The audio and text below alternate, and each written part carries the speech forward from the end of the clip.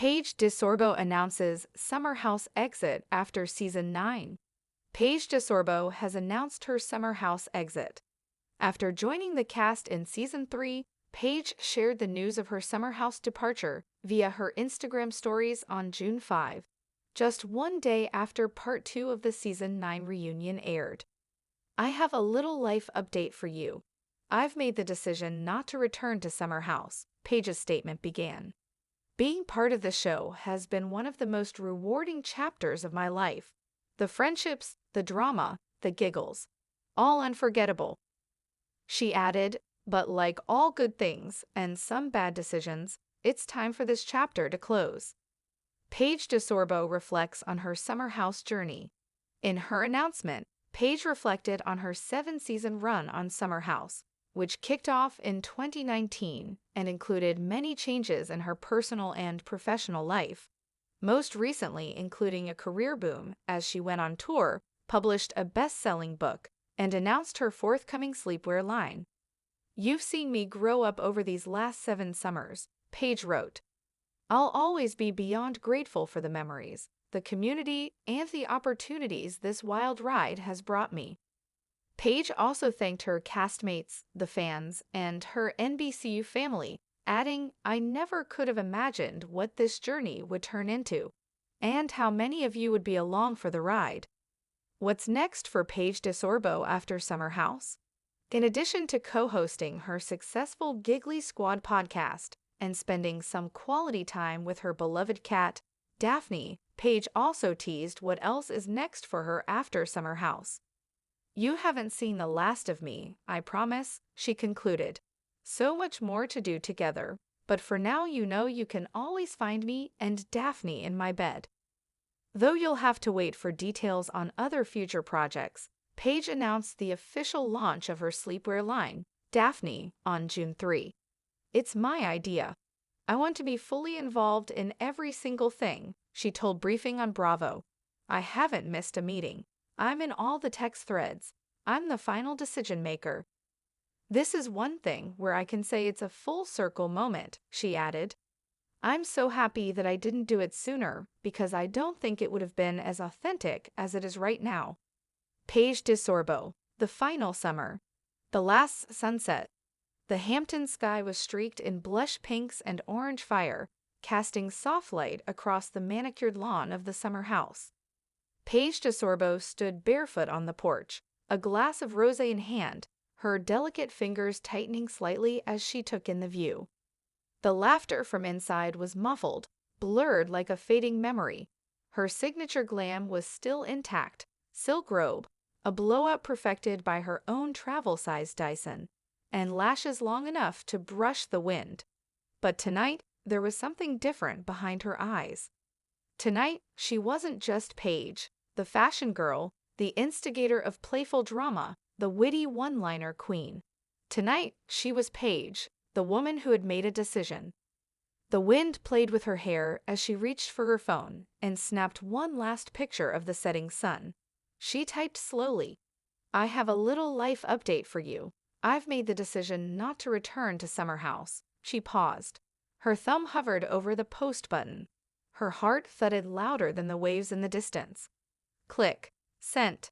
A breath escaped her lips, half relief, half sorrow. Behind her, the house pulsed with music and old memories. She smiled softly, hearing Amanda laugh, a real, unfiltered laugh, and thought of the nights they stayed up in bed whispering secrets like teenagers. She thought of Lindsay's wild energy, Kyle's chaotic charisma, Sierra's cool girl confidence, and then there was Craig. Paige walked back inside, eyes scanning the room, knowing this would be the last time she did this as a cast member. 7 summers. The first summer she joined the house, Paige was 26, fresh off a string of NYC internships, hustle jobs, and a wardrobe that turned every outfit into a statement. She didn't come in as a main character, not right away, but she knew how to create a presence, how to turn a head with a smirk and a well-placed joke. By summer 3, she was a fan favorite. But Paige never needed validation from Twitter feeds or TikTok edits. The real wins came late at night when she could laugh until her stomach hurt, curled in bed next to Amanda, giggling about absolutely nothing. The magic of Summer House wasn't just the cameras. It was the ritual of leaving New York and stepping into a space where time bent, where friendships intensified, and where adulting could be paused, even just for the weekend. Still, time has a way of sneaking up on you. She thought about how things had changed, how she had changed. 7 years of drama, pool floats, house meetings, drunken hot tub confessions, all watched, dissected, memed, and loved. Paige had grown up in front of millions. And now she was ready to grow beyond the house. Behind the eyeshadow, few saw what lay beneath Paige's polished exterior. The reality of reality TV isn't always pretty. There were mornings when she woke up unsure how she was being edited, days when she felt misunderstood, and nights when the toll of emotional vulnerability, camera scrutiny, and internet commentary left her quietly crying into Daphne's fur. Fame was a double-edged mirror. It showed you the best and worst parts of yourself. And even when the mirror turned away, the echoes remained. And yet, she never lost her sparkle.